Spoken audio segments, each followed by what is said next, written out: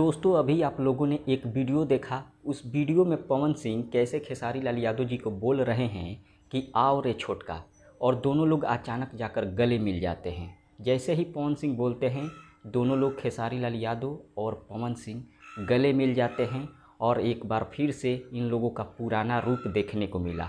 एक बार फिर से ये लोग दुश्मन से दोस्त बन गए। अब तो बहुत सारे लोगों का दुकान बंद होने वाला है। उन लोगों का दुकान बंद हो जाएगा जो हमेशा पवन और खेसारी के बीच विवाद कराते थे, हमेशा इन लोगों को लेकर ऊंच नीच का भेद लगाते थे। उन सभी का दुकान बंद हो जाएगा। ख़ास तौर पर मगहिया जवान सबसे ज़्यादा जातिवाद करता था। इन लोगों का दुकान हमेशा अब बंद हो जाएगा। अब उतना व्यू नहीं आएगा और इन लोगों को मिलाने के पीछे रवि किशन जी का सबसे बड़ा हाथ है। आप लोग देख सकते हैं, रवि किशन के वजह से ही ये दोनों लोग दोस्त बने हैं। फिलहाल आप लोगों का राय क्या है, कमेंट करके ज़रूर बताएं। मिलते हैं अगले वीडियो में। धन्यवाद।